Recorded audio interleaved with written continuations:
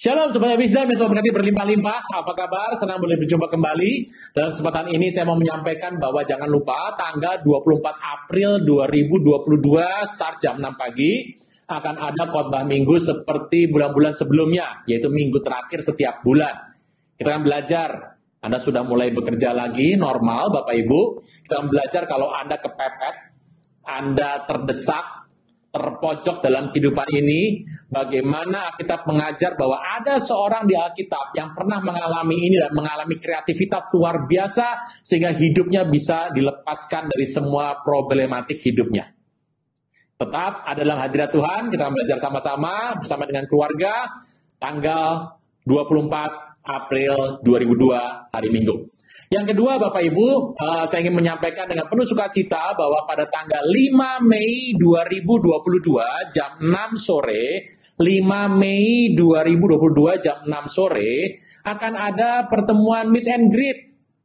Belum pernah terjadi dalam cerita di program Wisdom ini, untuk saya bisa bertemu interaktif dengan para pemirsa. Ini sebuah kesempatan Bapak Ibu, saya ingin sekali untuk bisa berinteraksi, berbicara kepada Bapak Ibu Saudara sekalian, juga bertanya jawab kalau Anda ingin bertanya terkait dengan topik-topik yang pernah dibahas dalam acara E-Wisdom. Kalau ada yang ingin bertanya, kita bisa bertemu, mungkin sekitar 2 jam, 2,5 jam Bapak Ibu. Link Zoom dan passwordnya akan ada, saya taruh di kolom deskripsi, sering-sering mengklik saja. Dan betapa saya berharap bahwa kita bisa berjumpa satu sama lain walaupun dalam bentuk online via Zoom. Saudara Tuhan, yang terakhir seperti biasa saya mengucapkan terima kasih yang luar biasa atas dukungan yang kami boleh terima sampai hari ini. Saya percaya bahwa apapun yang Bapak Ibu bisa lakukan kepada saya dan tim, ini adalah merupakan sebuah berkat besar bagi kami, dan kami berdoa tangan Tuhan yang penuh dengan kuasa memberkati, menjaga, membela, melindungi Bapak Ibu Saudara sekalian.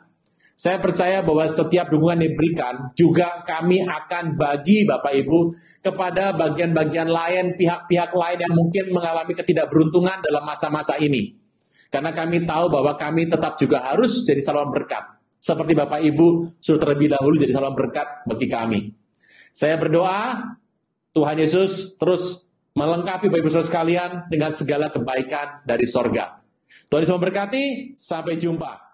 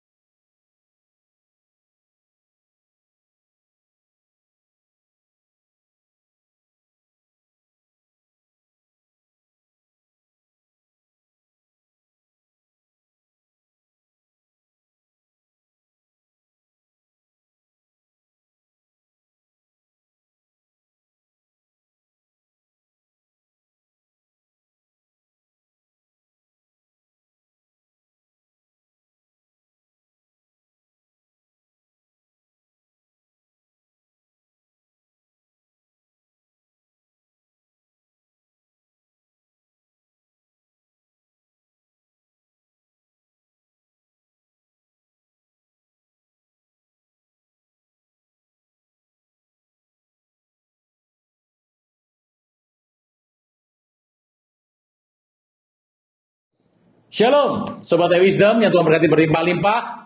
Apa kabar? Sebelum kita memulai mendengar khotbah hari Minggu, saya percaya bahwa biarlah hati kita bersuka cita, kita memuliakan nama Tuhan, dan kita akan berdoa terlebih dahulu.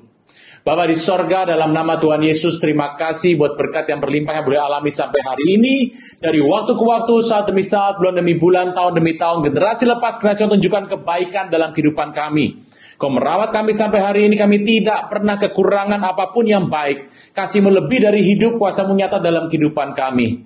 Roh Kudus yang manis, cengkram kami dengan kuat supaya tidak menyimpang kanan, tidak menyimpang kiri, tapi terus berpegang kepada panggilan yang ilahi. Pujian, hormat, kuasa, dan kemuliaan bagi nama Tuhan Yesus. Di dalam nama Tuhan Yesus, yang percaya boleh berkata, amin.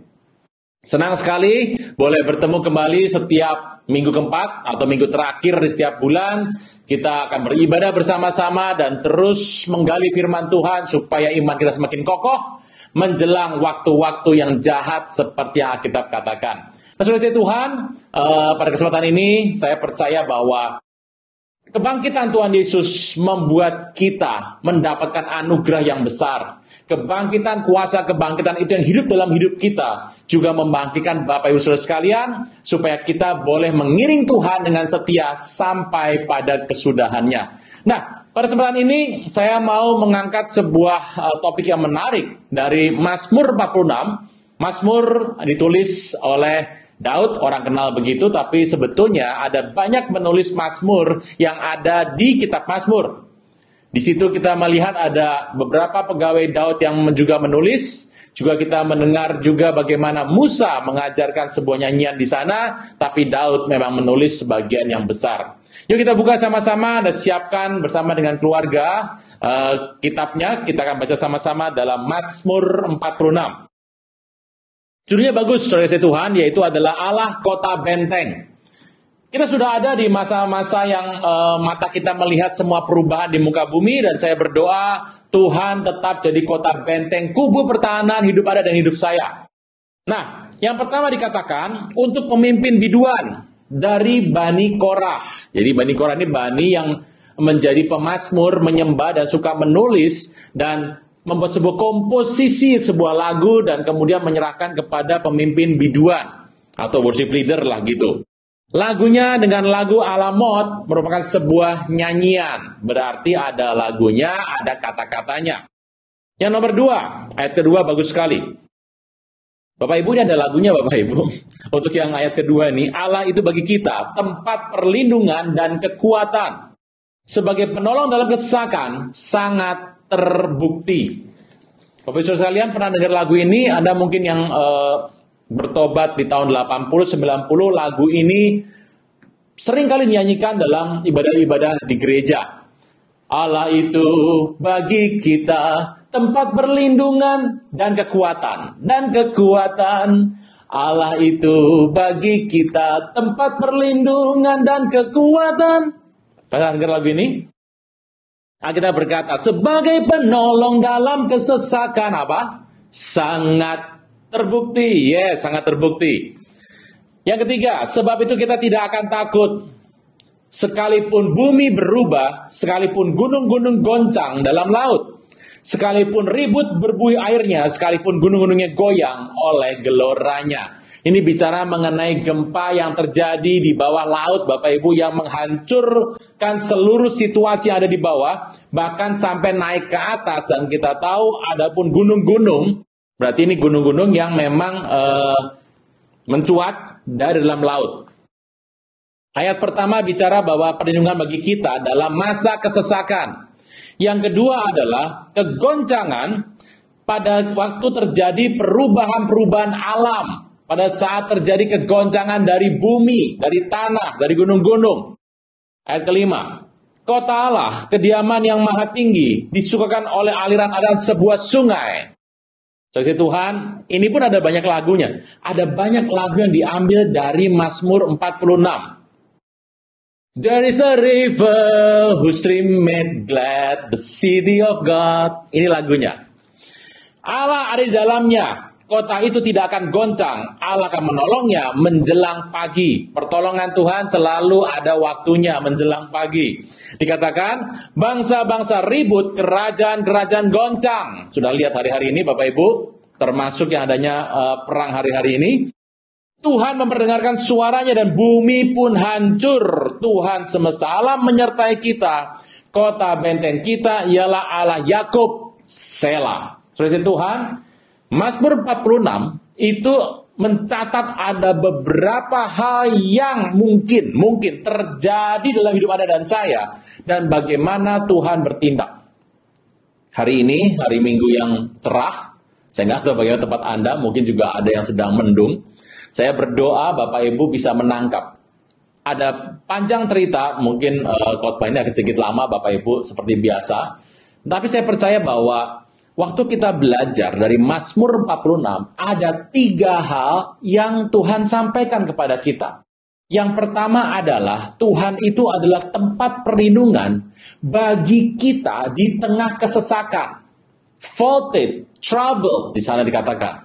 Ada sebuah hal di mana kita bisa berlindung dalam kehidupan kita, yaitu hanya dalam Tuhan Yesus. Versi Tuhan, yang kedua dikatakan, kita juga bisa berlindung sekalipun gunung-gunung goncang dalam laut, dan berbuih airnya, artinya terjadi sebuah pergolakan bahkan tsunami. Bapak Ibu, saya percaya Anda pernah melihat mungkin di National Geographic, di Wildlife, atau Discovery, TV kabel, bagaimana terjadinya sebuah gempa di bawah laut atau gunung berapi yang meletus di bawah laut. New Zealand, kalau tidak salah sekitar 2 tahun yang lalu, itu pernah mengalami ada gunung berapi di bawah laut itu meletus. Apa yang terjadi? Itu gelombang tsunami-nya Bapak Ibu, itu masuk sampai ke kota. Dan itu mengerikan sekali karena korbannya juga banyak. Karena memang tidak terlihat tiba-tiba meletus dalam air. Bapak Ibu, kalau meletusnya di darat, tentu saja kita bisa melihat gemuruhnya, binatang-binatang mulai turun dari gunung, dan kemudian terjadi suara-suara. Tapi kalau dalam laut bagaimana? Kemudian kita lihat yang ketujuh. Bangsa-bangsa ribut, kerajaan-kerajaan goncang, Tuhan peringat suaranya dan bumi pun hancur. Dari sini kita bisa melihat ada banyak hal terjadi dalam kehidupan kita di mana Tuhan datang sebagai penolong yang ajaib. Nomor 1, terhadap setiap trouble, masalah, tuduhan. Saya tidak tahu bagaimana dalam hidup Anda hari ini, sudah mulai kembali WFO lagi, work from office, atau masih setengah-setengah dengan from home dan from office. Saya percaya bahwa dalam kehidupan Anda sehari-hari, dalam bekerja, mencari nafkah, beraktivitas, selalu Anda akan menghadapi yang namanya trouble. Bukan Anda jadi masalah atau Anda jadi bagian dari masalah tersebut, bukan. Tetapi kadang-kadang ada orang-orang tertentu, situasi yang tertentu, orang-orang yang tidak beretika, atau orang-orang yang mungkin menimbulkan sebuah permusuhan yang membuat engkau merasa ditekan. Bapak Ibu, dalam kehidupan kita seringkali ada faulted, di mana orang menuduh kita, orang menyalahkan kita untuk satu hal yang mungkin Anda tidak berbuat. Saudara Tuhan, tapi memang situasinya itu seakan-akan mendorong, seakan-akan pas, sehingga Anda tidak bisa untuk menolak. Pernah alami Bapak Ibu? Anda dipersalahkan untuk hal yang Anda tidak pernah lakukan, tapi Anda nggak punya bukti. Kenapa? Karena sikonnya, situasi kondisinya, seakan-akan itu mendukung pernyataan orang-orang yang menyalahkan Anda. Alkitab berkata, Tuhan itu bagi kita tempat perlindungan dalam kesesakan, dalam trouble, dalam faulted, tuduhan yang engkau alami. Alkitab berkata bahwa engkau dan saya adalah bisa berlindung kepada Tuhan. Nomor satu anugerah yang besar adalah waktu engkau dan saya mengalami sebuah kesesakan. Yang namanya kesesakan, tidak seorang pun mungkin bisa mengidentifikasinya. Yang tahu ya cuma orang itu, Bapak Ibu. Banyak orang berpikir, itu enak hidupnya. Zaman sekarang terjadi yang namanya flexing, pamer kekayaan, pamer kemampuan, hartanya semua dikeluarkan. Utang tidak Bapak Ibu. Harta dipamerkan, kalau utang tidak dipamerkan, kan begitu. Nah, yang terjadi adalah orang melihat yang indah-indahnya saja. Medsos, dunia broadcast seringkali menampilkan hal yang indah-indah Bapak Ibu. Kadang-kadang kita juga harus mulai realistik, berpikir logis bahwa apa yang tampak dengan mata kita kadang-kadang belum tentu situasi yang betul terjadi seperti apa adanya. Too good to be true, terlalu indah untuk menjadi sebuah kenyataan. Kadang-kadang kita melihat ini orang hidupnya enak, mewah, berhasil, sukses. Masa sih hidupnya tertekan? Alkitab berkata bahwa kesesakan, trouble kadang-kadang hanya diketahui oleh orang yang bersangkutan. Kita akan membahas nanti ada seorang tokoh Alkitab yang begitu luar biasa, dipuja-puja, memiliki seluruh yang ada, bahkan memiliki everything, segalanya, tetapi hidupnya penuh dengan trouble sebetulnya. Yang tahu ya cuma Tuhan dengan dia. Nomor satu, kalau engkau hari ini mengalami yang namanya trouble, kesesakan, mengalami yang namanya tuduhan, mengalami sebuah hal yang gak enak, depres, Anda tertekan dalam hidup ini, Alkitab berkata dengan jelas, Tuhan itu bagi kita tempat perlindungan. Dalam kesesakan, Dia sangat terbukti, terjamin hidup kita. Sebagai penolong dalam kesesakan, Dia sangat amat terbukti. Saudara Tuhan, ini yang luar biasa sekali. Yang pertama, Alkitab mencatat, jangan takut. Kita pernah membahas dalam bulan yang lalu bahwa Tuhan itu menyiapkan sebuah pertolongan untuk menolong kita bahkan sebelum kita bisa mengidentifikasi masalah yang menimpa kita. Jangan takut. Kita sudah ada memasuki sebentar lagi ke bulan Mei, ini sudah akhir dari April, sudah bulan yang kelima tahun 2022, cepat sekali, dan segera akan mengakhiri tahun ini, masuk 2023, Indonesia mengalami tahun politik, dan kita berdoa. Apa yang terjadi hari-hari ini kita nggak pernah tahu, tapi dunia sedang berlomba-lomba, kemajuan teknologi, situasi keuangan sedang genting di mana-mana, walaupun di tengah kabar bahwa ekonomi sedang meningkat. Nomor satu, kalau engkau mengalami tuduhan, engkau mengalami sebuah tekanan yang dibuat oleh orang lain, yang engkau bahkan tidak tahu bagaimana caranya. Di kantor seringkali ada politik kantor. Nah, saya tidak tahu Bapak Ibu mengalami seperti apa, tapi kalau Anda mengalami itu, nyanyikan lagu yang ada di Mazmur 46. Tuhan itu bagi kita tempat perlindungan dan kekuatan. Sebagai penolong dalam kesesakan, Dia sangat amat terbukti. Saudara Tuhan, kalau kita mengerti ini, hidup Anda dan saya akan paham.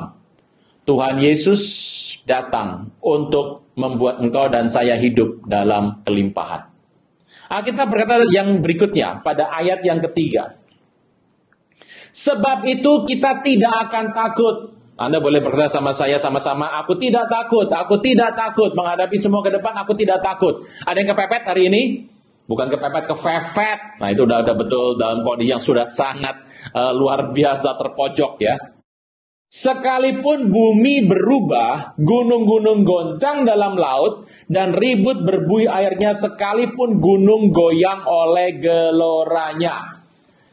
Memang untuk kita melihat di bawah laut, gunung-gunung goyang segala macam, terjadi gempa adalah hal yang memang sulit untuk kita ketahui. Tapi kemajuan teknologi, termasuk kalau di Indonesia, itu sudah punya alat yang cukup canggih Bapak Ibu, untuk bisa memprediksi getaran-getaran, goyangan-goyangan yang terjadi, gempa-gempa yang terjadi, itu sudah bisa diprediksi. Apa yang kita mau katakan? Di sini dikatakan bahwa kita nggak perlu takut karena Tuhan juga tempat perlindungan yang sangat baik untuk hal-hal yang engkau bisa prediksi. Yang pertama, kalau engkau mengalami tuduhan, kesesakan, tekanan yang dibuat oleh orang yang Anda bahkan tidak bisa membela dirimu sendiri, Tuhan itu sangat terbukti untuk menjadi tempat perlindungan. Nomor dua, kadang-kadang kita bisa memprediksi situasi yang terjadi. Sudah ada faktanya. Menurut data kelihatannya nanti keuangan akan mulai turun. Ini gempa sudah mulai terjadi. Nanti diprediksi akan besarnya kapan. Situasi mara bahaya akan terjadi di wilayah A, di wilayah B, wilayah C. Anda mungkin sudah bisa sedikit memprediksi. Nggak usah jauh-jauh Bapak Ibu. Nggak perlu juga yang namanya, saya bisa bernubuat. Ini bicara di tengah kegoncangan yang ada. Kita bisa memprediksi dalam jangka waktu yang pendek. Saya beritahu, untuk hal-hal bahkan yang bisa diprediksi, Tuhan juga tempat perlindungan yang sangat terbukti. Anda nggak perlu takut Bapak Ibu. Kita nggak perlu takut. Kita tidak akan takut karena Tuhan sanggup melakukannya. Dan ini yang menarik berikutnya. Karena apa kita nggak perlu takut? Karena ayat 5 dikatakan, ada sebuah kota kediaman yang maha tinggi yang penuh dengan aliran sungai. Kata sungai di Alkitab tentu saja itu berarti sungai betulan Bapak Ibu. Tetapi kita bisa menafsirkan kata sungai menjadi sebuah aliran, sebuah rencana kehendak Tuhan yang berjalan dalam kehidupan kita. Sungai juga bicara mengenai sebuah kehidupan dan berkat. Bapak Ibu, bedakan dengan Indonesia yang airnya banyak dan seringkali kita ini menolak-nolak air, bahkan mungkin pawang hujan laku di Indonesia. Tapi kalau kita di tanah perjanjian, yang namanya sungai itu jarang sekali, bahkan kalau ada satu sungai ya cuma satu itu. Kalau Indonesia beda Bapak Ibu, sungainya besar, ada anak sungai, anak sungai, anak sungai. Jadi kita mengerti bahwa sungai adalah tempat di mana kebudayaan manusia biasanya dimulai. Makanya kota-kota besar biasanya ada di tepi sebuah sungai atau pinggir laut yang gampang dilalui oleh air, karena air melambangkan kehidupan. Alkitab berkata, di sebuah tempat kalau Tuhan yang Maha Tinggi tinggal di sana, maka ada sungai anugerah yang akan masuk dalam kehidupan kita. Oleh karena itu tinggal di mana Tuhan tinggal. The city of God. Saudara Tuhan, apa yang terjadi? Ayat berikutnya, ayat 6. Allah ada di dalamnya, kota nggak akan goncang. Kota nggak akan goncang karena Tuhan ada di sana. Saudara Tuhan, orang bertanya, kapan akan goncang?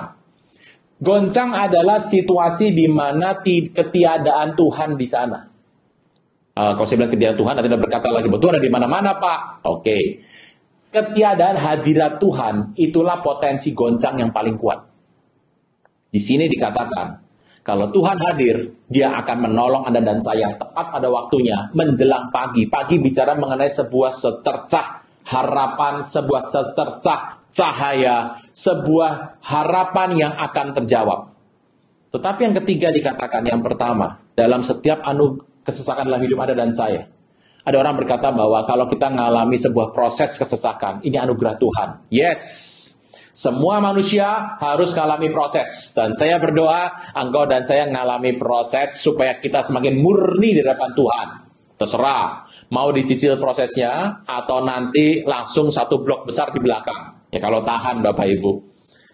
Kehidupan kita kalau mengalami proses, anggaplah sebagai sebuah salib yang kita akan panggul. Dan salib itu ringan, kata Tuhan, karena kita akan belajar sama Tuhan Yesus. Dalam semua kesesakan, tuduhan dalam hidupmu, yang engkau bahkan tidak bisa membela diri, Tuhan sangat terbukti untuk jadi kota perlindungan. Untuk hal-hal dalam kehidupanmu, pekerjaanmu yang engkau lakukan dengan baik, talentamu di sana, engkau mampu untuk memprediksi. Kadang-kadang kalau kita bekerja dengan talenta kita, kita bisa kendalikan Bapak Ibu. Anda jago di sana, Anda betul-betul piawai di situ, Anda betul-betul champion di sana. Dari tempat itu sebenarnya bisa diprediksi, under control. Tapi saya beritahu, kadang-kadang di tempat yang kita bisa prediksi, juga ada kegoncangan. Kapan? Karena keyakinan manusia yang begitu tinggi. Kita lupa bahwa hadirat Tuhan harus ada senantiasa dalam kehidupan kita. Kalau hadirat Tuhan ada senantiasa dalam hidup Anda dan saya, kota itu akan terjaga dan Tuhan akan menolong menjelang pagi.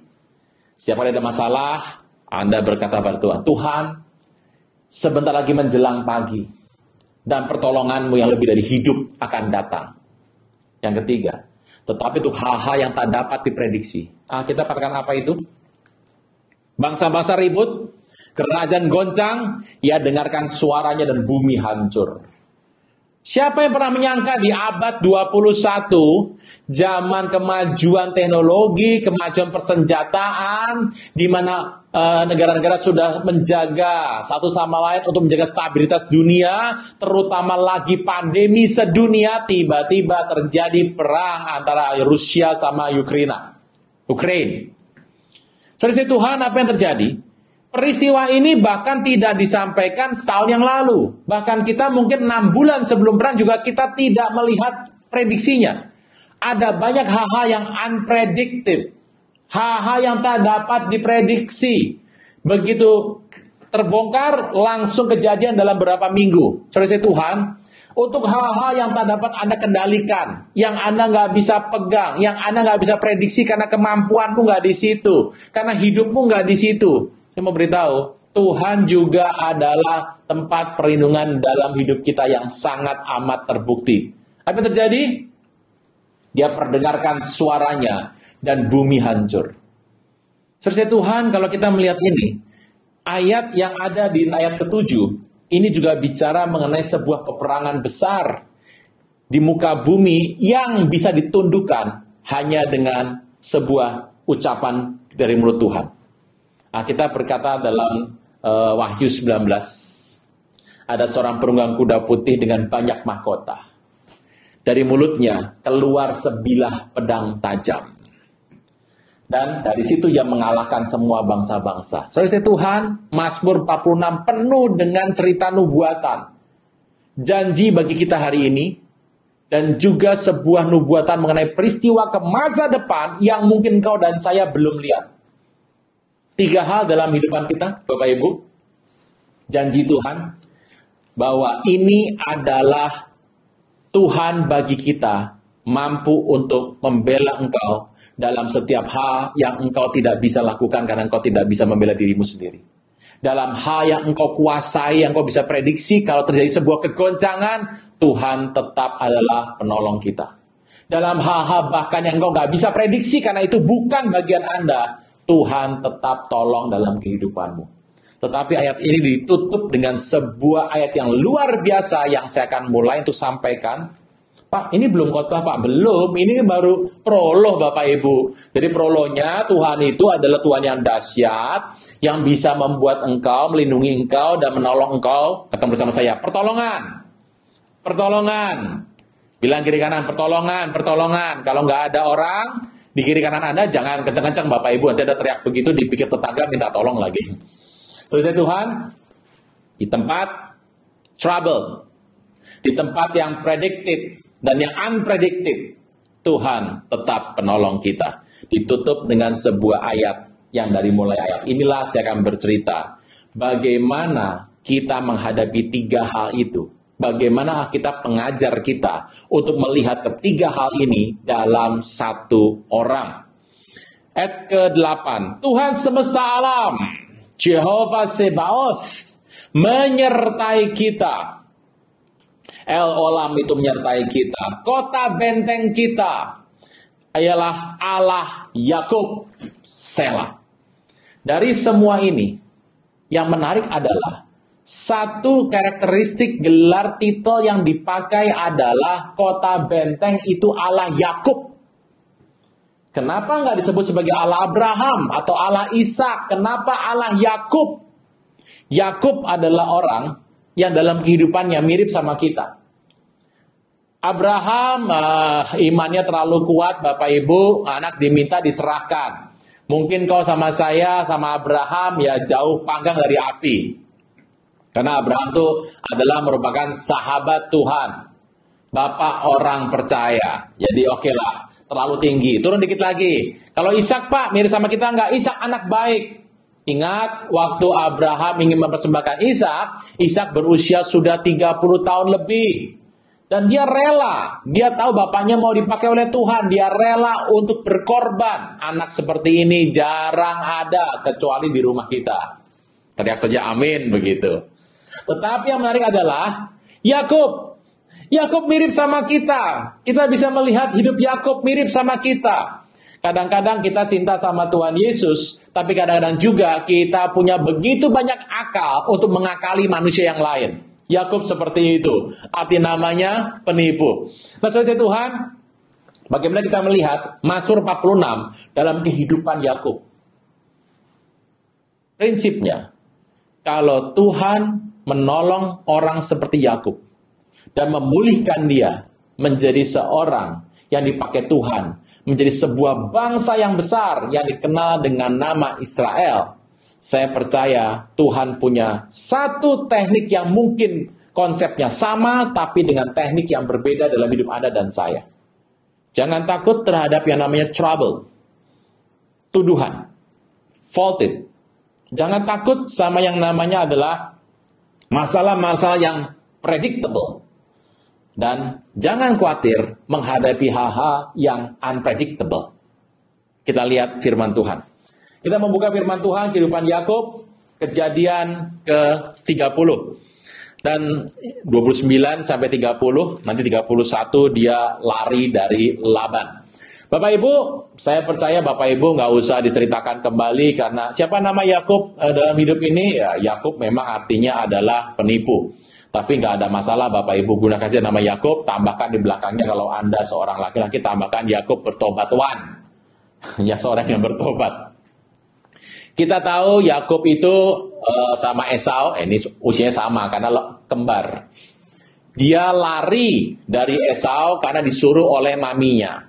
Karena maminya berkata, kakakmu mau bunuh kamu. Kalau kamu nggak lari, nanti kamu dibunuh. Udah gitu, aku ini kan mama ngelihat anak saling bunuh kan, aku bisa stres sekali. Atas nasihat dari maminya, maka kemudian Yakub pergi lari menjauh dari kakaknya Esau, dan singkat kata dia bertemu dengan seorang yang merupakan kerabat dari maminya, yaitu adalah Laban. Nah, betul dengan Laban, Yakub senang sekali karena dia ketemu dengan keluarga. Anda bisa bayangkan bagaimana dalam pelarian, dalam masa tidak punya apa-apa, dalam kekurangan, kelaparan, bertemu dengan keluarga dekat, yaitu omnya sendiri. Tentu saja dijamin bahwa hidupnya akan nyaman dan tenang dan semuanya terjamin. Dan betul saja Yakub tinggal pada Laban dan dia bekerja kepada Laban. Tapi Yakub lupa atau dia tidak paham, karena biasanya kalau ada orang yang cerdik, suka nipu, pasti ada lagi yang lebih hebat dari dia. Laban tahu, waduh, ini ponakan satu nih masih sangat culun, sangat polos. Jadi dia bisa manfaatkan, apalagi tenaganya kuat, tampilannya juga bagus buat bekerja. Daripada bayar budak mahal-mahal, ada ponakan yang dapat dikorbankan. Jadi kemudian Laban ngomong sama Yakub, kamu ini kan kerabat, masa sih kamu kerja capek dengan gratis? Kamu mau apa untuk bisa kerja sama aku? Selalu dimulai dengan semua yang manis, tawaran-tawaran yang indah, Bapak Ibu. Kalau Anda bekerja dalam sebuah kegiatan aktivitas dan tiba-tiba dijanjikan yang manis, termasuk seperti investasi bodong. Baca Alkitab tidak pernah salah. Sesuatu yang ditawarkan begitu manis, too good to be true, itu akan merusak endingnya. Ditawarkan. Nah, Yakub masih polos. Dia tidak minta gaji, nggak minta apa-apa. Dia polos karena masih muda. Karena Laban tahu dua anaknya ini dapat dikaryakan. Jadi dia bicara kepada Yakub, kau mau apa? Pancing-pancing sedikit. Ya mungkin pada zaman itu kalau sudah agak siang, mungkin Laban ngomong sama anaknya, ya toh, Rahel sini. Kamu kasih itu yang namanya gorengan, kasih yang namanya camilan sama koko Yakub. Ya, Rahel biasa saja, ya dia bawa saja, taruh itu baki sambil memberi salam kepada sepupunya. Ya, tapi Rahel lupa ini Yakub ini adalah sudah akil balik. Jadi melihat sepupunya tiap hari bawakan dia makanan, diperintah oleh papinya Laban, dia mungkin jatuh cinta. Jerat Laban dimulai. Dia tahu anaknya Rahel ini cantik. Jadi berkali-kali mungkin disuruh. Dan betul saja Yakub terpikat dengan Rahel dan berkata kepada Laban, aku jatuh cinta kepada Rahel anakmu. Kalau begitu begini saja. Apa yang aku harus lakukan? Kerja, kata Laban. Kalau gitu Yakub sudah ngomong sendiri. 7 tahun aku kerja kepadamu. Terus ya Tuhan, nggak pakai mikir. Langsung bilang 7 tahun. Dia nggak tahu kurs. Dia nggak tahu currency. Dia pikir 7 tahun itu singkat. Ya memang orang kalau sudah jatuh cinta, seakan singkat. Pernah Anda berdua pergi dengan kekasih Anda, ngobrol-ngobrol, tiba-tiba, loh kok sudah 3 jam ya? Itu berarti ngobrolnya penuh cinta. Tapi kalau baru ketemu 5 menit berantem, 5 menit berantem, ketemu sebentar sudah kayak Tom and Jerry, saya beritahu ada masalah di hubungan itu. Orang yang saling mencintai, kalau ngobrol bisa lama. Saya punya rekan yang kalau kita ngobrol semalam suntuk saya kuat. Kenapa? Saling nyambung dan saling support. Tapi ada berapa orang yang kalau ngobrol sama saya baru 2-3 menit, 10 menit saya sudah malas betul, ya tapi tetap muka harus tersenyum. Kenapa? Pendeta, Bapak Ibu. Kadang-kadang ini ngalur ngidul penuh dengan masalah. Saudara Tuhan, apa yang terjadi? Dia bekerja dan Alkitab mencatat 7 tahun itu diselesaikan dengan cepat sekali karena cintanya kepada Rahel. Ingat kekuatan cinta. Jadi kalau orang itu cinta sebetulnya dia bisa untuk masuk menerobos apapun. Kalau apa dikit susah, korban sih nggak mau, sudahlah. Mungkin ada orang lain lebih baik daripada orang tersebut. Nanti kalau dengar khotbah ini tiba-tiba besoknya pada putus pacar semua, nyalakan saya nanti. Kok diputus? Ya kata pendeta kalau kamu nggak mau korban putus aja. Wah rame Bapak Ibu. Oke, next, teruskan. Jadi akhirnya dia bekerja. Dan selesai 7 tahun dengan cepat itu, kita tahu kisahnya, diberikanlah yang namanya Lea. Laban pintar sekali, kasih dulu Lea. Dengan alasan bahwa ya ini anak yang pertama. Yakub karena sudah terlalu cinta, ya seperti biasa, dia hari itu nggak ada lampu, lampunya bukan LED, lampu teplok yang kadang-kadang bisa mati dan gelap semuanya. Timur Tengah gelap semuanya karena tidak ada yang namanya lampu pinggir jalan. Dan Yakub seperti biasa tidak pakai pemeriksaan, yakin ketulisan hati dari yang namanya omnya. Bapak Ibu, engkau dan saya depan Tuhan harus tulus. Harus tulus. Cerdik seperti ular, tulus seperti merpati. Tapi ingat baik-baik. Dalam hidup ini Anda perlu cerdik. Di depan Tuhan kau punya hati yang tulus. Buat apa cerdik depan Tuhan Bapak Ibu? Karena Tuhan tahu isi hati kita. Anda nggak bisa belat-belit. Anda nggak bisa untuk menyimpang kemanapun. Tuhan tahu isi hatimu. Tapi dengar baik. Dalam hidup ini engkau tulus sama Tuhan. Tetapi engkau harus cerdik sama manusia. Mari simak baik kalau Bapak Ibu sedang bekerja hari-hari ini. Ini memulai sebuah pekerjaan baru, lembaran baru setelah pandemi. Apa yang terjadi? Menjadilah orang yang cerdik. Banyak sekali Kristen gak mau cerdik karena dipikir dosa. Yang dosa itu kalau Anda tulus saja. Alkitab berkata, cerdik seperti ular, tulus seperti merpati. Anda cuma tulus gak cerdik, Anda dosa. Anda cerdik saja tanpa tulus, Anda dosa. Loh kenapa? Karena Tuhan perintahkan dan. Cerdik dan tulus. Bukan atau Bapak Ibu. Biasakan untuk mendapatkan firman Tuhan lengkap. Bukan dipilah-pilah mana yang Anda suka. Karena khawatir kalau cerdik itu jadi jahat, maka orang kemudian tidak mau untuk dalam kehidupannya itu menjadi cerdik. Itu sangat amat salah. Nah, saudara Tuhan, apa yang luar biasa dikatakan di sana. Jadi setelah dia kemudian bekerja, malam mendapatkan Lea dan seperti tidak lihat-lihat segala macam, sudah saking cintanya, pagi-pagi baru tahu ya dasar Yakub ya. Nggak tahu sengaja, nggak tahu enggak. Mungkin dia tidak sengaja juga. Ributlah besar. Begitu ribut besar, lah Laban bilang, nggak bisa, barang sudah dibeli, tidak bisa dikembalikan. Lihat klausul dari sebuah yang namanya, kalau Anda melihat kwitansi, barang sudah dibeli, tak dapat dikembalikan. Itu persis itu, nggak bisa. Marah. Tapi Laban kemudian menerangkan Yakub dan berkata, oke, gini aja. Di sini punya kebiasaan bahwa tidak boleh yang namanya seorang anak perempuan, adik itu menikah lebih dahulu, nggak boleh. Harus itu kakaknya dulu. Akibatnya setelah itu ya harus Lea dulu. Tapi karena marah sekali, Laban bilang begini, sudah nggak apa-apa. Hari ini juga selesaikan pernikahan kamu dengan Lea. Nanti setelah itu Rahel kuberikan kepadamu. Tapi kamu kerja 7 tahun lagi, total 14 tahun. Bapak Ibu bisa bayangkan 14 tahun. Dan setelah kerja 14 tahun, ini yang terjadi. Terjadi yang namanya Jacob's Trouble. Masalah dalam hidup Yakub. Kenapa? Sudah penderitaan sebanyak 14 tahun dia bekerja sama Laban. Dan hari ini dia nggak dapat apa-apa karena gajinya dikoreksi 10 kali. Alkitab yang bilang, nanti Anda bisa membaca pada ayat yang pasal 30-31. Yakub pernah bilang sama Laban, engkau sudah mengganti gajiku 10 kali. Anda tahu, kalau itu naik gaji 10 kali, kan diganti bisa plus, bisa minus. Tentu saja saya percaya tidak akan pernah yang namanya Yakub itu marah. Tetapi Alkitab mengatakan bahwa Yakub itu marah, berarti gajinya diturunkan 10 kali. Mau kerja seperti ini? Anda baru nggak dikeluarkan bonus gara-gara pandemi aja sudah mengkerut tuh muka, udah marah sekali. Ada orang nggak mau dipotong gajinya. Ya, pada pandemi ada juga. Apalagi dipotong diturunkan, nggak buat salah dituduh dipotong gajinya. Saya mau tanya, Bapak Ibu pernah ngalami ini? Sanggup saudara seperti Yakub? Kita mencatat. Setelah itu dia tahu Yakub makin tua.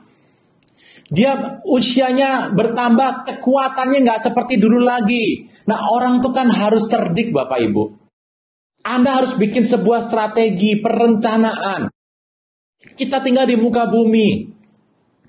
Kekuatanmu dan kekuatan saya ini terbatas, Bapak Ibu. Dengan bertambahnya usia, memang kebijakan kita bertambah. Tapi ingat, kekuatan otot kita, kemudian kemampuan kita, kelincahan kita juga semakin menurun.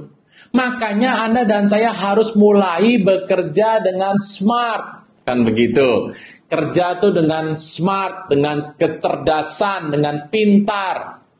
Jadi mulai gunakan pola pikir. Yakub juga mikir begini. Aku ini situasinya makin tua. Nambah 14 tahun. Kemudian sudah kerja banting tulang siang malam. Dan dia berkata kalau sampai ada domba yang dijaga milik Laban itu sampai dimakan serigala, maka yang ganti juga dia. Udah rugi gaji dipotong, lebih lagi rugi, lama-lama bangkrut ini. Dia berpikir, apa yang harus dibuat? Anda pernah mengalami tuduhan seperti ini? Dan belum lagi dia juga tahu, Laban ini bukan mertua yang baik. Ini adalah seorang bos mafia, seorang preman. Apa yang dia buat? Satu hari di masa Yakub nanti sudah dalam kondisi yang sangat tidak mampu lagi, dia akan kemudian disingkirkan. Dan ingat, biasanya Yakub juga tahu, pengganti nanti dalam perusahaannya Laban, PT Laban Sejahtera ini, itu adalah anak-anak laki-laki Laban, bukan Yakub. Ingat, Laban tidak memperlakukan mantu seperti anak. Saya berdoa yang namanya mantu adalah anak. Sehingga kasihnya harus sama dengan anak. Kan ada orang yang membagi-bagi. Kalau mantu sama anak beda. Laban seperti itu. Anda mau jadi seperti Laban? Nah, jangan seperti Laban.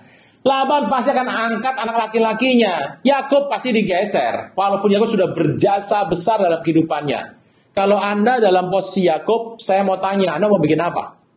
Engkau dituduh, ini domba hilang nih pasti kamu makan. Dia nggak bisa buktikan. Dan ada hal yang bisa prediksi ke depan. Aku ini makin lemah. Prediksiku adalah semakin aku lemah, nanti aku disingkirkan, aku nggak punya apa-apa. Kalau aku sudah nanti nggak kuat lagi, nggak punya tenaga lagi. Istriku ada 4. Anakku ada 12, wanita perempuan 1, dan bujang-bujang domba yang ada semua yang diambil disita dengan tuduhan bahwa ini adalah miliknya Laban. Dan Yakub sudah memprediksi bahwa kelihatannya di masa tua dia pasti menderita. Siapa yang bisa tahu? Dan dia memberanikan diri mengambil sebuah langkah. Banyak orang berani mimpi. Ada orang nggak berani mimpi, Bapak Ibu? Kita harus berani untuk bermimpi mengenai sebuah peristiwa ke depan. Dan berani mencoba. Jangan takut gagal, Bapak Ibu. Apalagi engkau masih muda. Ya bukan gagal dalam arti engkau mabuk-mabukan. Itu bukan gagal, itu jatuh. Kalau engkau gagal, engkau coba lagi. Kalau hasilnya gagal, Anda harus berbangga. Kenapa? Ada banyak orang di luar sana, bahkan dia tidak pernah mencoba sehingga tidak pernah terbukti gagal. Pernah gagal nggak? Nggak pernah. Ada 2 kemungkinan. Memang dia selalu sukses, atau yang kedua, dia tidak pernah beranjak kakinya untuk mencoba. Untuk mencoba pun dia tidak berani. Anda harus bersuka cita kalau engkau pernah gagal. Kenapa? Karena ada banyak orang bahkan tidak pernah mau mencoba. Saya berdoa engkau dan saya bukan orang seperti itu. Coba. Jangan bilang tidak kalau belum dicoba. Gagal, enggak apa-apa. Yang penting kau pernah nyoba. Saudara Tuhan, Yakub akhirnya mengambil sebuah pemikiran. Dia bilang sama istrinya, ini ke depan nanti mukanya papi sama iparku itu kakak-kakakmu tuh sudah beda. Sebentar lagi nih kalau ada apa-apa dengan papi meninggal, aku akan disingkirkan, dituduh untuk mengambil warisan dari papi oleh kakak-kakakmu ipar-iparku itu. Apa yang Yakub buat? Satu hari dia memberanikan dirinya. Anda bisa baca nanti, ini ada dramatisasi sedikit Bapak Ibu. Orang itu kalau mau mencoba harus memberanikan diri. Jadi dia beranikan diri untuk ketemu sama yang namanya si mafia besar, si bos besar ini yang tidak punya belas kasihan tapi mukanya betul-betul muka malaikat. Anda mungkin teringat dengan bos Anda sendiri. Jangan dikata-katain, didoain aja Bapak Ibu. Dan dia mungkin hari itu Laban sedang duduk di sebuah taman, melihat pemandangan sore-sore sambil minum segelas kopi tubruk dan makan camilan yang namanya adalah singkong goreng. Lagi santai, ya ini nggak ada Bapak Ibu di Timur Tengah, singkong goreng nggak ada. Tiba-tiba Yakub datang pelan-pelan, ketuk-ketuk pintu sedikit, tek tek tek tek. Dan Laban teriak, ada apa? Waduh, bahasanya menggetarkan jiwa. Dan Yakub berkata, anu papi, ada apa, cepat sampaikan. Gini papi, duduk sini. Nah, itu masih baik duduk, kalau enggak suruh berdiri aja. Ada apa? Yakub dengan takut-takut mulai berkata, papi, aku kan sudah 14 tahun kerja sama papi ya. Sambil tangannya begini, gitu. Hitung-hitung jari. Itu ciri orang stres, gitu. Betul. Kenapa hitung-hitung seperti itu sama papi? Bukan begitu papi, kata Yakub. Aku ini sudah kerja sama papi, dan waktu aku kerja sama papi, aku ini kerja jujur. Kalau ada apa-apa aku tanggung sendiri. Aku nggak pernah cerita sama papi. Ya papi mau percaya nggak percaya, tapi itulah aku. Papinya berkata, Laban, terus ada apa? Gini papi, ini kan aku sudah punya keluarga, punya anak, punya istri, ya karena kebaikan papi. Wah ya sedikit-sedikit angkat-angkat sedikit dong, gitu ya.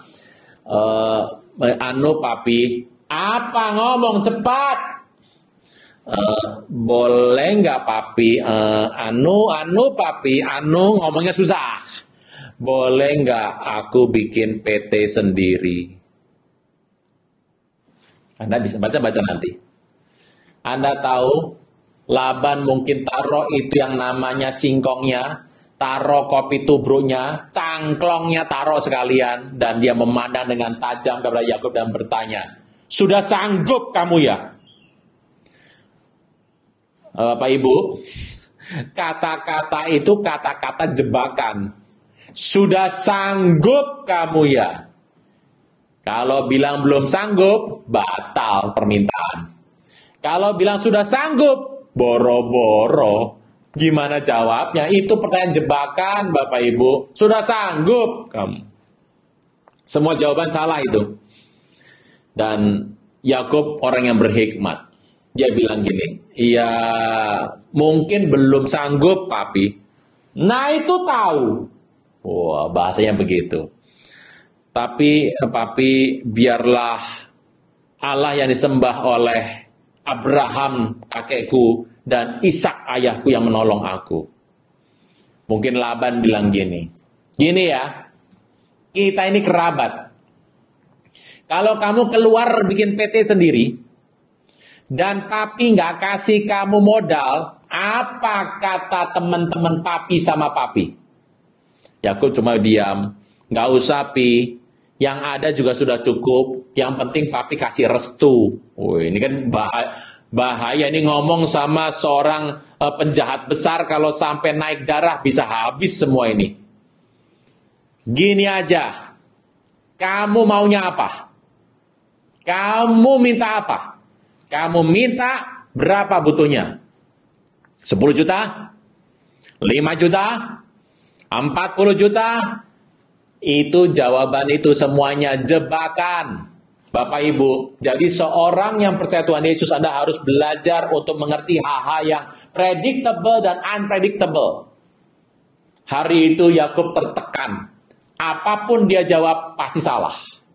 Alkitab memberikan kita sebuah cara untuk menjawab waktu engkau tertekan, engkau kepepet, engkau nggak bisa jawab, selalu ada jawaban yang Alkitab sampaikan, yaitu adalah belajar untuk start dari yang kecil. Semua hal besar di muka bumi ini selalu dimulai dari hal yang kecil.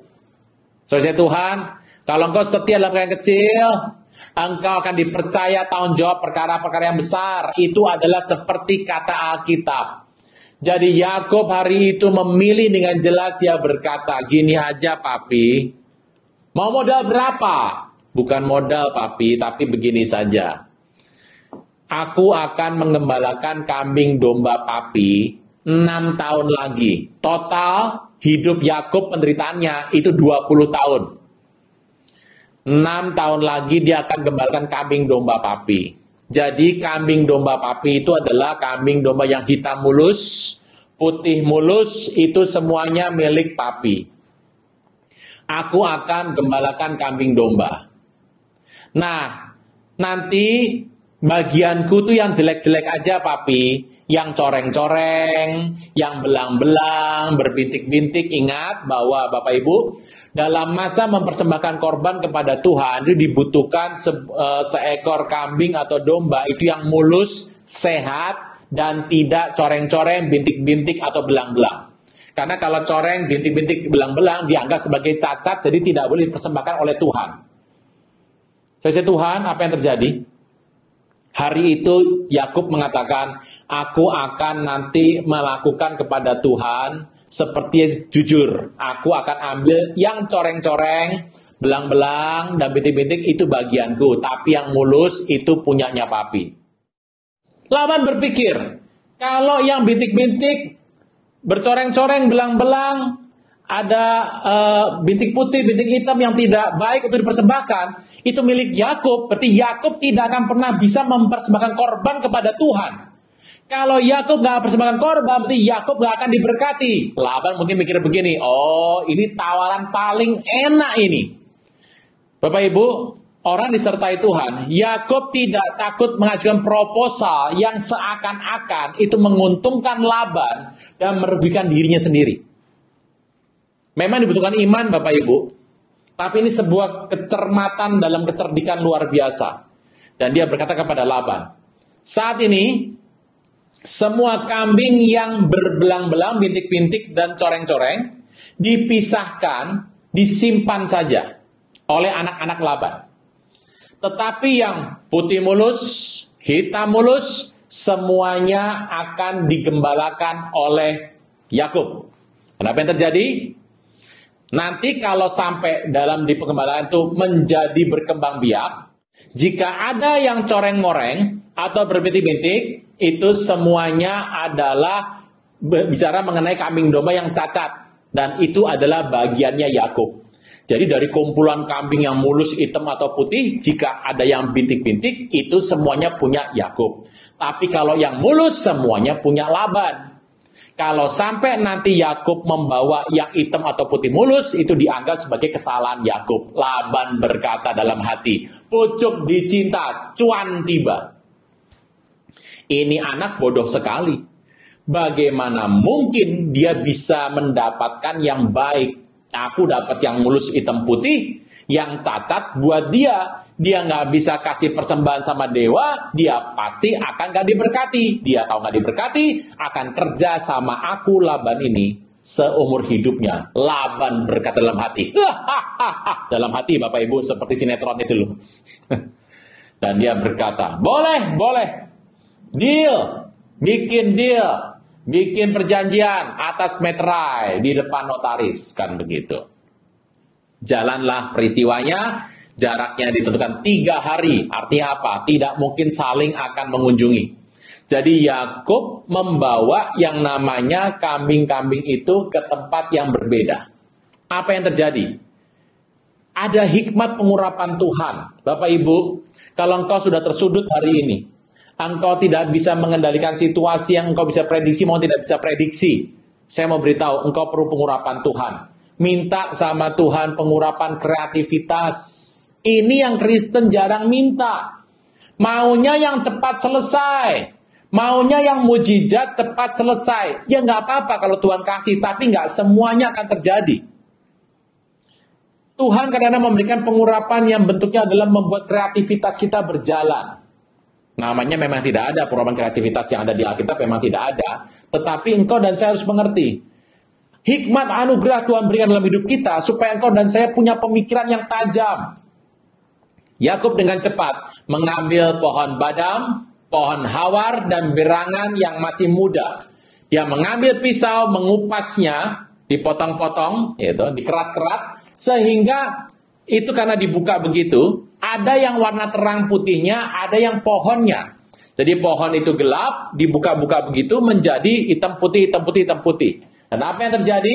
Ini yang luar biasa, yang tidak pernah ada sebelumnya kisah dan baru terjadi satu kali di Alkitab. Yakub kan jawara, dia tahu soal yang namanya kembang biak dari ternak, karena dia adalah peternak selama 14 tahun. Kambing domba itu suka berkelamin pada saat mereka sedang minum di palungan. Dan dia melihat kalau betinanya sedang minum, kemudian jantannya datang. Jantan ini kuat, kokoh, luar biasa kuat. Maka apa yang terjadi pada saat jantan ini sedang berkelamin dengan yang betina, maka di depan palungan, jadi mata kambing jantannya bisa melihat, bukan begini nanti saya jadi kambing Bapak Ibu. Kambingnya melihat, sedang berkelamin dia melihat pohon hawar berangan dan pohon badam yang sudah terkupas-kupas itu. Yang terjadi adalah karena mata dari si kambing melihat. Entah bagaimana waktu dia berkelamin, fokusnya melihat itu, anaknya nanti menjadi kambing domba yang bontol-bontol, bercak-bercak, berbelang-belang, dan ada coreng-corengnya, tapi kuat.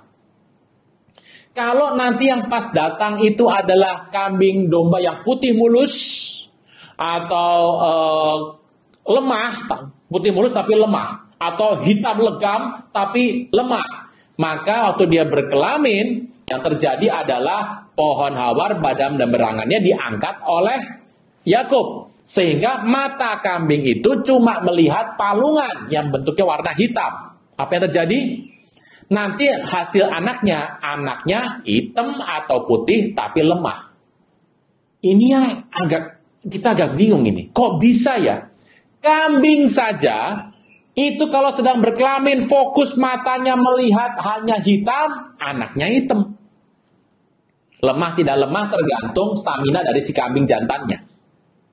Sedangkan kalau kambing jantan yang kuat, sedang berkelamin, matanya melihat yang namanya pohon berangan yang hitam, putih, gelap, terang, hawar, dan badam itu, yang terjadi nanti anaknya itu akan belang-belang seperti yang dia lihat.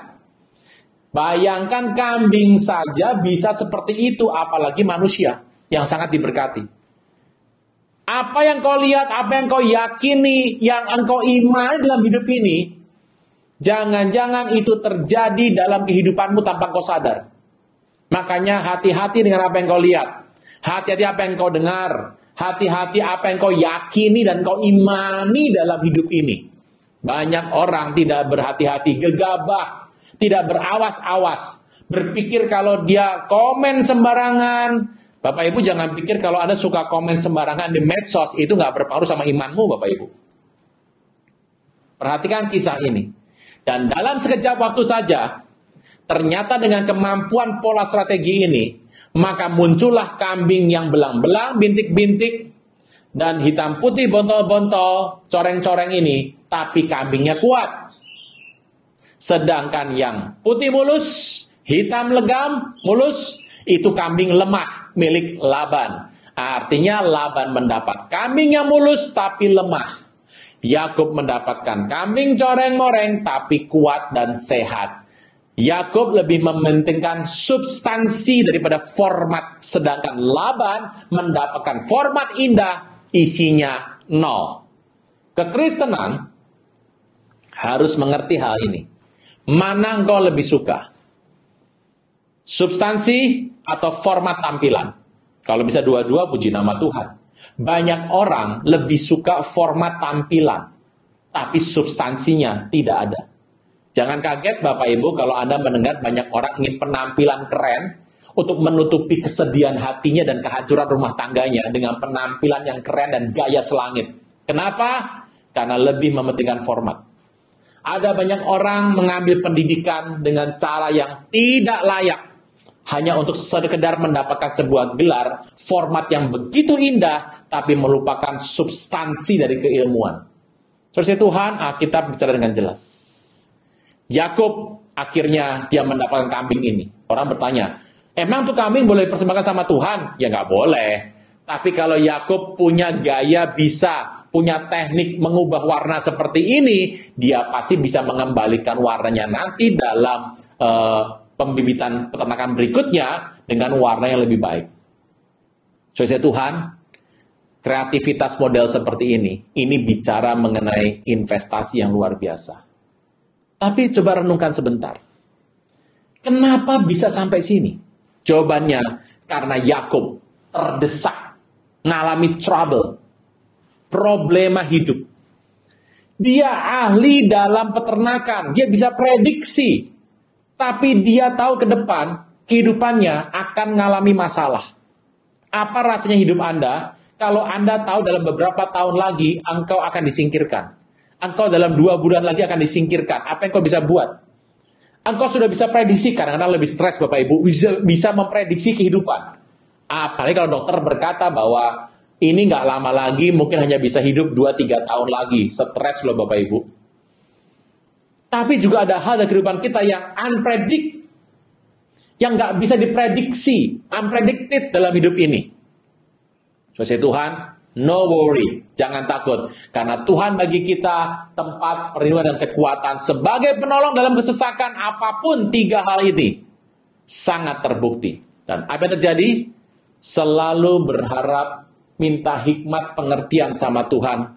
Minta hikmat kepada Tuhan yang maha murah yang tidak pernah membangkit-bangkitkan perkara. Saudara Tuhan, minta hikmat kepada Tuhan. Kreativitas. Kadang-kadang waktu engkau terjepit dalam keuangan, dalam masalah keluarga, kita suka yang instan. Minta doa yang instan. Kita sedang mengatur Tuhan untuk hal yang instan. Hati-hati salah. Nah, kita pencatat, engkau dan saya harus berdoa. Minta petunjuk Tuhan, arah Tuhan. Bagaimanapun jalan Tuhan, itu yang terbaik. 20 tahun. Yakub bekerja kepada Laban dan dia mendapatkan begitu banyak harta benda. Zaman itu ditentukan dengan kursnya adalah jumlah domba, sapi, lembu, kambing. Apa yang terjadi? Dia menjadi kaya raya dan menimbulkan iri hati dari ipar-iparnya. Dan akhirnya bersama dengan istrinya 4, 2 adalah Lea dan Rahel. Untuk pertama kalinya Rahel sama Lea sepakat ya dalam masalah kabur dari Laban itu. Kaburlah mereka keluar dari rumah Laban dan dikejar. Tapi malam hari itu Tuhan kota benteng Yakub datang dalam sebuah perjumpaan kepada Laban dan berkata, engkau kejar Yakub dengan amarah.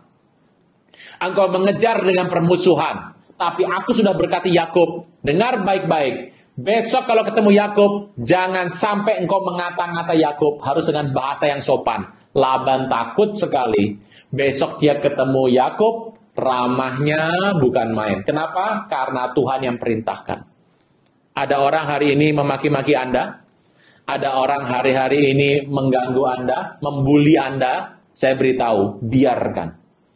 Daud berkata kepada Abisai, biarkan Simei memaki-maki. Kalau memang Tuhan yang suruh, aku mau lawan bagaimana? Kalau Tuhan yang suruh, nanti aku malah berdosa. Bayangkan raja besar sekelas Daud bicara begitu kepada orang yang membuli dia.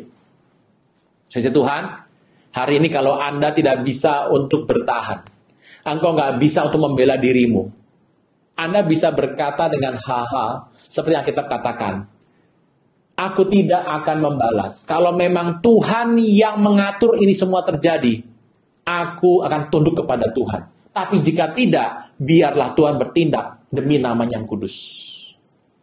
Yakub nggak pernah tahu bahwa Tuhan mengancam Laban. Yakub hanya lari saja. Tapi Laban yang ngaku sama Yakub. Yakub bilang gini, untung tadi malam Tuhan ngomong sama kamu. Kalau nggak aku pasti habis, kata Yakub. Laban bilang, iya bener. Aku nggak berani tuh sama kamu gara-gara Tuhan yang sudah perintahkan.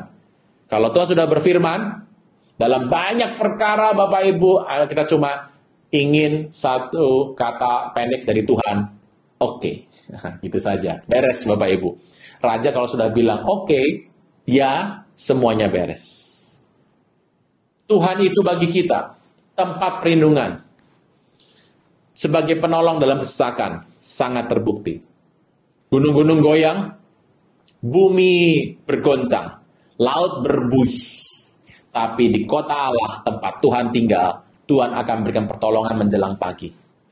Rusuh bangsa-bangsa, kacau bangsa-bangsa, tapi Tuhan selesaikan dengan sebuah firman yang keluar. Oleh karena firman, semuanya akan berakhir dengan baik. Terus ya Tuhan, saya percaya Anda bisa tangkap dalam bisnis, dalam usaha, pekerjaan. Lihat, pelajari kembali peristiwa Yakub dan Laban. Bagaimana Yakub selalu berpegang pada sumpah walaupun rugi. Engkau hari ini dianggap rugi, engkau mendapat porsi yang kecil, engkau disingkirkan, engkau nggak mendapat apa-apa. Sebuah perjanjian yang mungkin merugikan dirimu seperti Yakub, saya beritahu, tergantung Tuhan mau bela siapa. Secara kasat mata, sudah pasti Laban cuan, profit besar. Yakub bankrupt, bangkrut, sudah. Jadi sudah kehidupannya repot, habis semuanya. Itu kata manusia. Alkitab nggak bilang begitu. Waktu engkau dan saya percaya, tergantung Tuhan mau berfirman seperti apa. Tergantung Tuhan mau kasih kreativitas seperti apa. Semua adalah tentang Tuhan Yesus. Oleh karena Dia, berasal dari Dia, oleh Dia, untuk kemuliaan Dia. Terus Tuhan, kadang-kadang dalam kehidupan ini kita merasa bahwa ini nggak adil, aku dipersalahkan. Ini porsinya nggak adil, aku yang kerja besar. Ini nggak adil, saya beritahu. Perhatikan bagaimana langkah Tuhan menyelamatkan Yakub. Sejak itu dia keluar, dia mendapatkan anugerah besar. Menjadi satu bangsa yang besar. Terus ya Tuhan, Yakub mengambil sebuah cara menolong dirinya sendiri. Dia bekerja capek, begitu banyak korban, dan hasilnya tidak banyak. Tapi waktu Tuhan berfirman, orang pikir Yakub ini kehidupannya pasti hancur. Tapi kalau Tuhan berkata tidak juga. Kelak namanya berubah menjadi Israel. Orang yang bergumul dengan Allah dan menang. Dan sampai hari ini, Tuhan memberkati berlimpah-limpah. Termasuk engkau dan saya, yang menyembah Tuhan yang sama, yang disegani oleh Abraham, Ishak, dan Yakub. Saya berdoa Bapak Ibu, kuasa kebangkitan ada dalam hidup Anda dan saya. Roh yang membangkitkan Tuhan Yesus adalah roh yang sama yang membuat engkau dan saya hari ini boleh lahir baru. Roh Kudus yang kuat dalam kehidupan ini menuntun senantiasa hidup Anda dan hidup saya untuk masuk dalam sebuah rencana ilahi. Pegang substansi dalam kehidupan ini. Dunia boleh berkata apapun, tapi kita punya sebuah anugerah, 3 hal yang akan menjadi pegangan kita. Di kota di mana Tuhan ada, yang sungainya penuh kesukacitaan, Tuhan datang menolong umatnya. Biarlah kuasa itu tinggal dalam hidup Anda dan saya. Senantiasa saat ini sampai Maranatha. Kita berdoa. Bapa di sorga, dalam nama Tuhan Yesus, terima kasih buat berkat berlimpah yang boleh alami.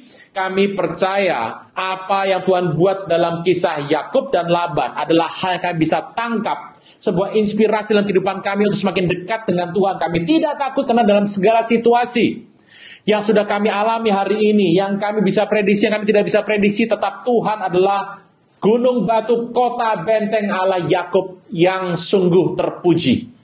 Berkati berlimpah-limpah umat-Mu yang menonton ibadah hari ini, pemirsa ibadah hari ini, bahkan siaran tundanya, Tuhan berkati berlimpah-limpah. Dan dalam kehidupan kami tahu, waktu kami mendapatkan porsi yang dianggap rugi, porsi yang dianggap tidak menguntungkan, kami disingkirkan, kami bersama dengan Tuhan, kami tahu ada kreativitas yang buat kami maju, dan kami tidak takut untuk dirugikan, karena kami tahu bersama dengan Tuhan, kami cakap menanggung segala sesuatu. Berkati umat-Mu, dan biarlah setiap keluarga tetap dalam sejahtera ilahi. Tuhan Yesus, Engkau sungguh sangat amat baik, dan turunkanlah berkat-Mu pada hari ini. Sebelum kami mengakhiri ibadah ini, biarlah berkat dari sorga boleh kami terima. Mari buka tangan kita, hati kita, fokus pada sorga, biar berkat Tuhan limpah kita terima. Berkat Bapa dan Anak dan Roh Kudus dalam nama Tuhan Yesus, maka diberkatilah keluar masukmu, diberkati periuk bakul adonanmu, diberkati buah kandungan dan kesehatanmu. Apapun yang kau buat dengan telapak tanganmu, Tuhan buat berhasil. Kemanapun kau pergi melangkah, Tuhan sertai kau berlimpah-limpah, mulai pada hari ini sampai Maranatha, bahkan sampai selama-lamanya. Dalam nama Tuhan Yesus, yang percaya boleh berkata, amin. Selamat mengalami kebangkitan dalam Kristus. Haleluya. Shalom. Jangan tunda menerima Yesus. Hanya Yesus yang sanggup melepaskan Anda dari kesalahan dan dosa. Selalu ada waktu bagi Dia, tetapi tidak selalu ada waktu bagi Anda. Mari, ikuti saya mengucapkan doa berikut dengan yakin. Tuhan Yesus, ampuni semua kesalahan dan dosaku. Saat ini dengan sadar dan rela, aku mengundang Engkau sebagai Tuhan, Raja, dan Juru Selamat hidupku. Terima kasih Tuhan Yesus untuk namaku telah dicatat dalam kitab kehidupan. Amin.